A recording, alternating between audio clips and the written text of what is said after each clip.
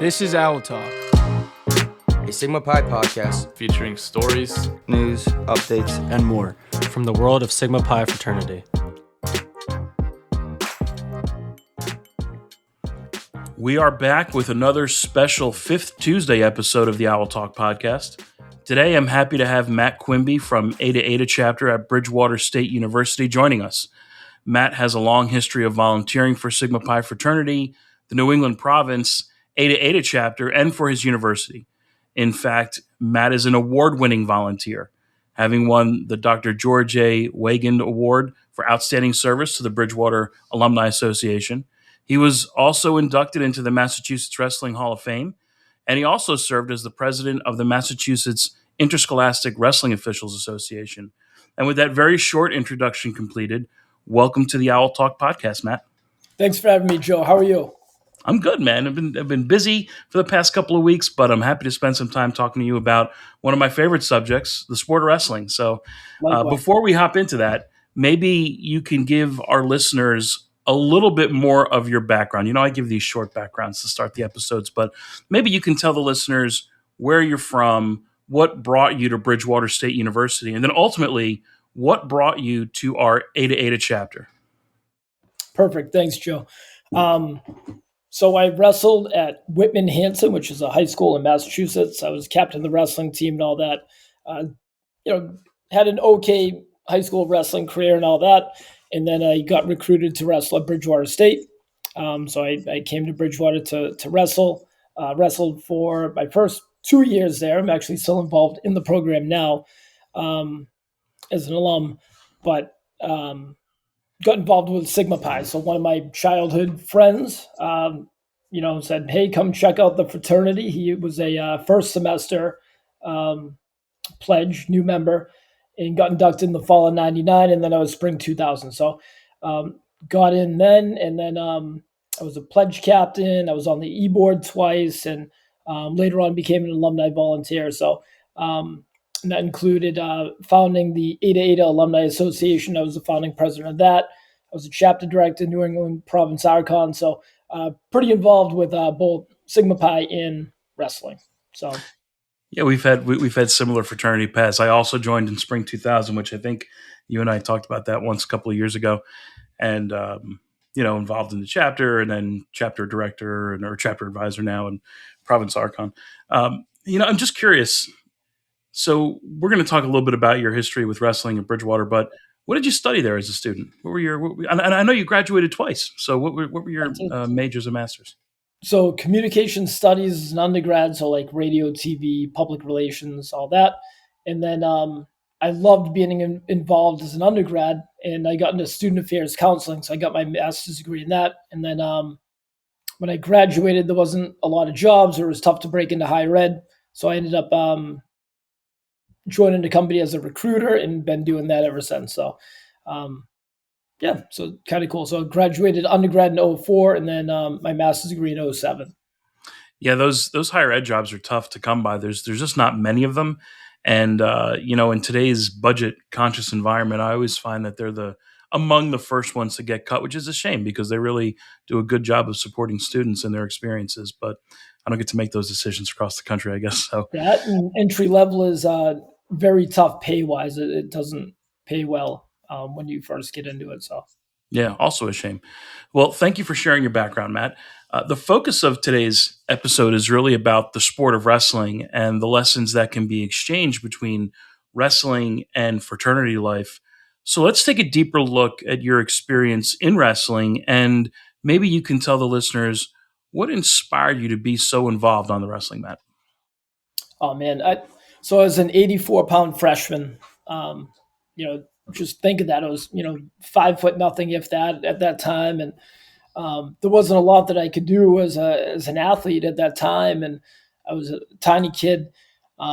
And then I found my place in my home in wrestling because it goes by weight class, and even that, the lowest weight class at the time was 103 pounds. So I was still giving up a lot of weight at that time as a freshman, but I grew to love it. I loved the guys that I wrestled with.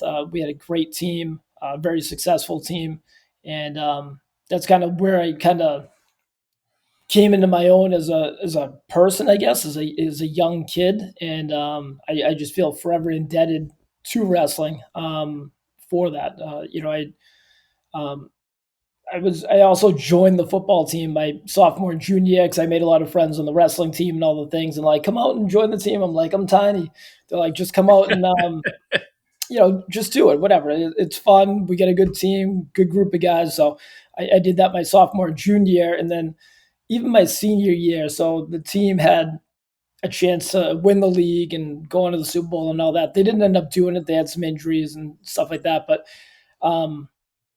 the head coach of the football team, when I sat down and told him that I was going to be on the team my senior year because I was captain of the wrestling team and we're going to have a good team, and I didn't want to get injured in football practice or whatever over something stupid.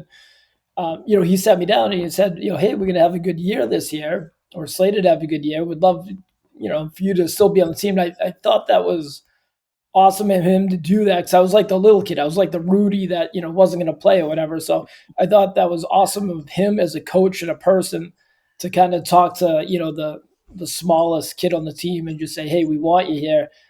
I didn't end up coming out for the team, whatever, but I thought that was awesome of him as a person and a coach because, he didn't have to do that. He could have been like, cool, good luck with the wrestling. And he kind of sat me down, and I thought that was so cool of him.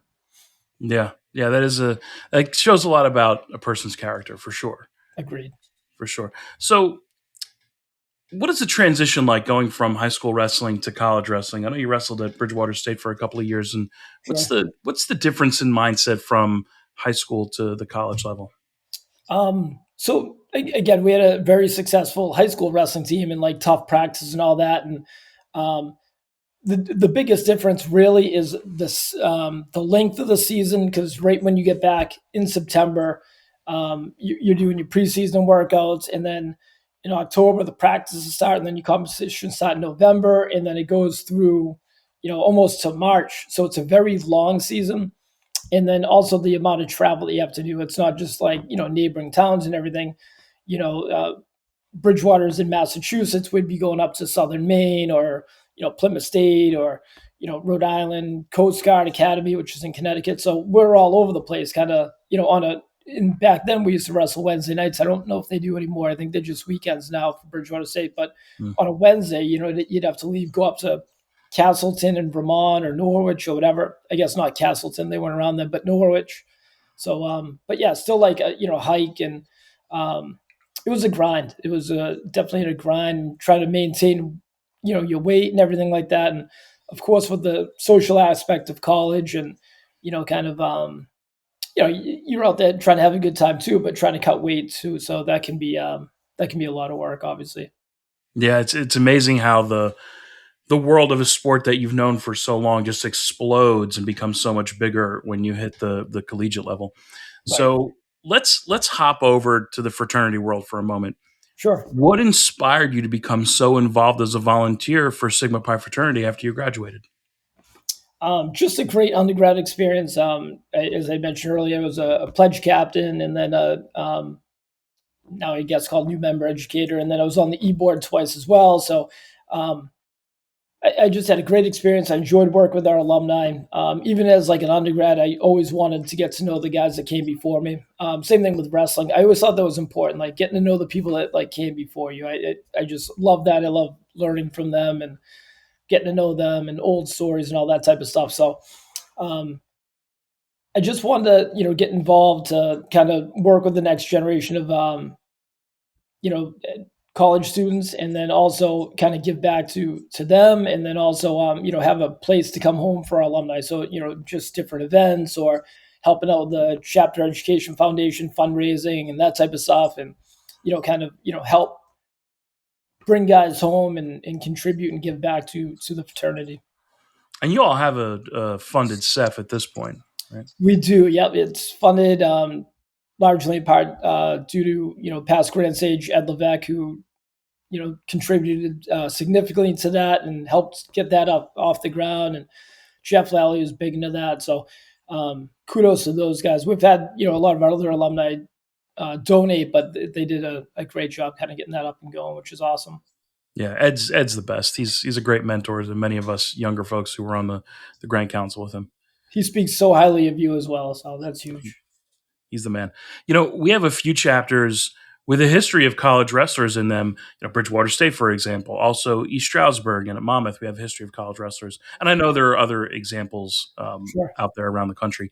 So what are your thoughts on the mixing of fraternity and wrestling life? In other words, what are some of the benefits that our chapters can realize by recruiting college wrestlers into the Brotherhood? You're going to get hardworking guys.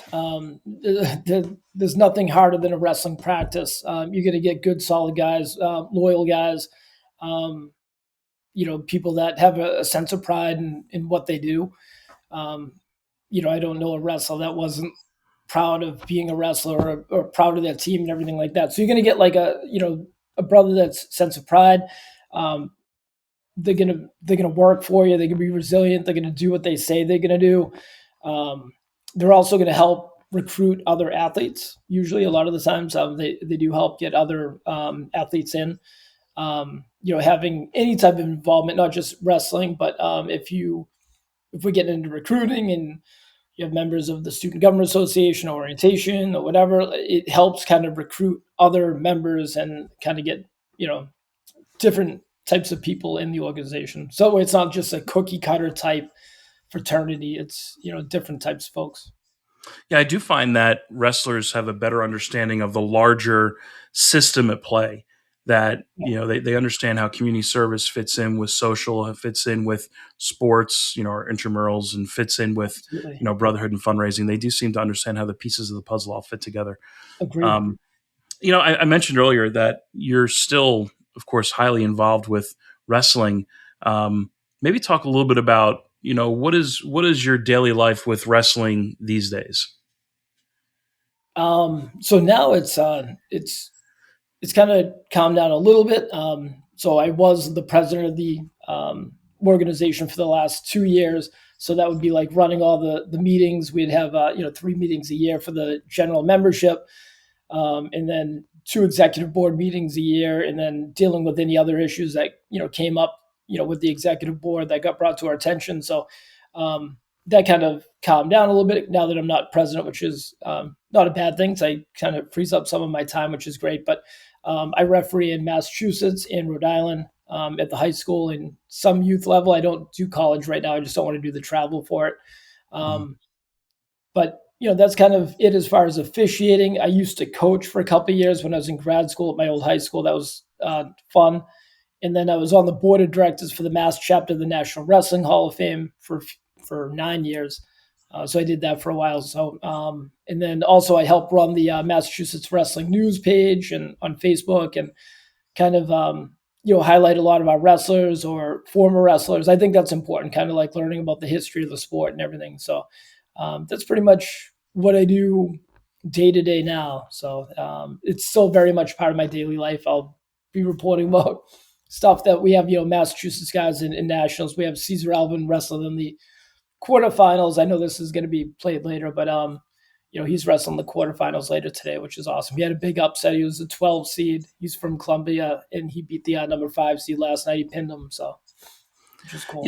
Let's talk about that because this episode will drop at the end of March, but we are recording it right in the middle of the National NCAA Wrestling Tournament. It's 1 week ahead of the National NCWA Tournament, which is where the club wrestling teams go. So you've been watching the tournament. Do you have any thoughts about it for our listeners? Of course, remember this will be dropping after the tournament's over. But it's awesome. I think they've done a great job, kind of promoting the sport of wrestling through ESPN now, especially the past few years and everything. It's hard not to be a Penn State fan right now. They're just what they're doing over there and the type of athletes that they recruit and wrestle for them and everything. I mean, so there's 10 weight classes. 7 of them are number 1 seeds, which is incredible. I think that might be a first ever. The most that they've ever had or any team has ever had for champions out of the 10 weight class in a given tournament, national tournament, is 5.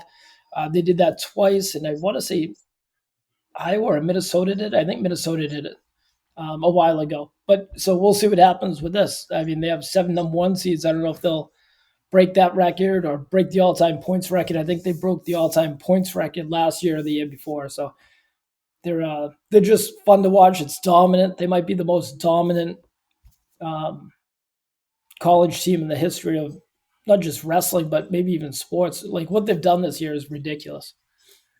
Yeah, I agree. The and watching them is fun in the sense that you're going to see top level. I mean, top level performance from all their guys. There's never a drag of a match. You're never sitting there going, "What's going to happen?" It's always incredible to watch.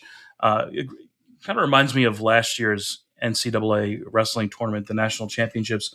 I feel like the finals last year really helped catapult the sport up a little bit. And I don't know what was so different about last year than years before. Maybe it was just covered more widely on social media. Maybe it was covered more widely in the press. But do you get a sense that college wrestling is experiencing some sort of maybe not a boom period, but what could be the beginning of one? It definitely feels that way. And I think a big part of that is women's wrestling, the growth of women's wrestling. I think it's really helping. It's women's wrestling's exploding. It's fun to watch. Some of those girls are great. They can, I rep high school wrestling, and some of the girls beat, the guys on a regular basis. I don't know. I think it's absolutely awesome. There's definitely like a boom, and the numbers are skyrocketing. Even since the pandemic, I know there was a big dip in like high school sports for wrestling specifically, but it's really kind of the numbers are going up big time. Yeah, and so it's interesting because as we're at the precipice of what could be a boom period, I wonder what your thoughts are about the longer term future of college wrestling. And I asked that question because I know that there are some programs. There's one in California, I can't remember the name of the school, where they get defunded and get closed, and I hate that news. So, what do you think is on the horizon for some of these programs? Yes, there was a lot of cuts. Even here in Massachusetts, we had Boston College cut, Boston University was cut. There's a lot of programs that get cut over the years, which is terrible, largely in part due to Title IX. But again, it goes right back to the growth of women's wrestling. So if we get women's programs at these schools, then it's going to help keep those programs and possibly even grow, which is awesome. Like right here in New England alone, we have Sacred Heart, which is Division I program, Western New England. They're Division III. New England College, they're Division III. Brown is Division I women's wrestling. So Emmanuel College is Division III.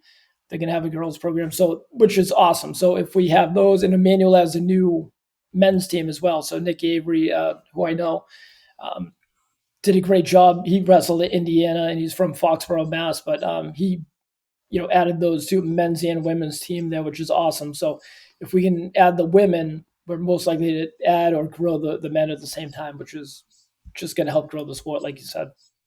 I think a lot of people don't understand that, Matt. So that as the women's end of wrestling, not just college but high school, but as that grows and maybe doesn't equal but gets close to being with the number of participants that we have on the men's side, colleges will be less incentivized to close wrestling programs because they'll have an equal distribution, and it is because of Title IX, and I think a lot of folks don't understand how that works, but that's a good point. The fraternity started using a new slogan last year. It's "Find Your Purpose." I'm just wondering, what does this new slogan mean to you, and how have you found your purpose in life? Yeah, I like to give back to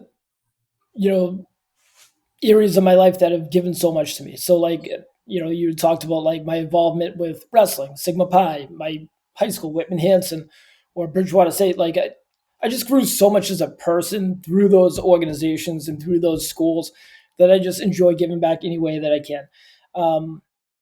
And that can be time, talent, and treasure. So those are the three ways to give back in a lot of ways. So, and I encourage others to kind of do the same, because everyone thinks, oh, you have to have, make donations of $25,000. No, like we'll take your donations $25 too.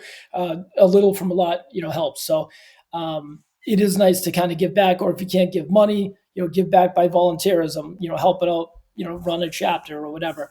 Yeah, for sure. And a lot of our members, I don't want to say they struggle or fight with the idea of what is my purpose, or have I found my purpose, but it does get them thinking. And I appreciate that the leaders of the fraternity, the current leaders, came up with such a great slogan, because it does make people think, well, what am I doing in life and how have I gotten to where I am? And, your point about giving back to the organizations that gave so much to you, I think that helps define a lot of people's purpose, particularly in an organization like a fraternity. So I think you're right. And by the way, I can't help myself. Whenever folks talk about fundraising, you make such a great point. Like, not everyone needs to donate the big $25,000 check. If you got the $25,000 check, let's have a conversation.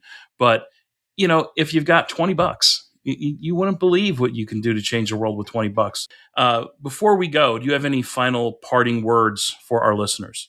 It's all what you put into it. So, if you want more out of it, it's kind of what you put into it. So if you want to be more involved and learn and grow from it, get involved, like join a committee, become a chair, get involved in other organizations, get involved outside the fraternity. Like, there's more to college than the fraternity. It opens many doors. Become an orientation leader, get involved in student government, get to know people, network, meet your alumni.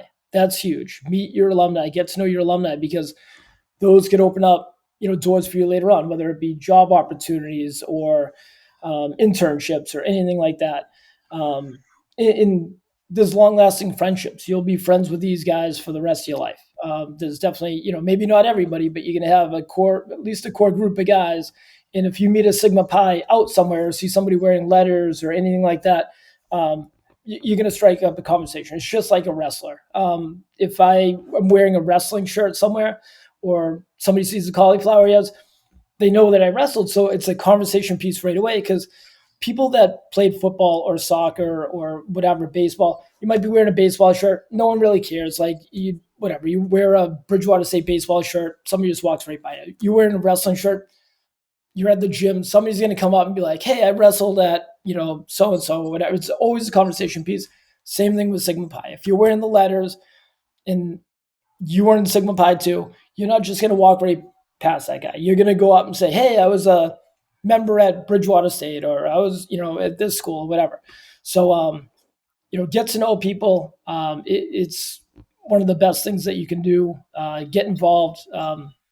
Both Sigma Pi and wrestling.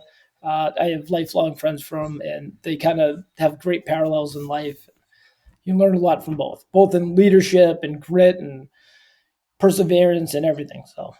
Amen. Thank you. Hey, if our listeners want to connect with you on social media or LinkedIn, how can they find you online? Sure. Just, Matt Quimby at either Facebook or LinkedIn are the easiest ways. So LinkedIn, I'm always happy to connect with people on there for networking purposes. And Sigma Pi, I'm in the Sigma Pi alumni network group. Everyone can find me in there. I post a lot in there. So more than happy to connect with anyone if they want to connect. Awesome. Thank you for being a guest on the Owl Talk podcast. Thanks, Joe.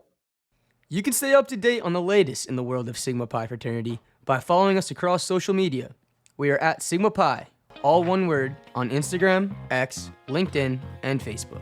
On YouTube, we are at Sigma Pi fraternity, also one word. Remember, you can always get the latest information on Sigma Pi fraternity at sigmapi.org. Thank you to everyone who listened to this episode, and we look forward to you joining us for the next Owl Talk podcast.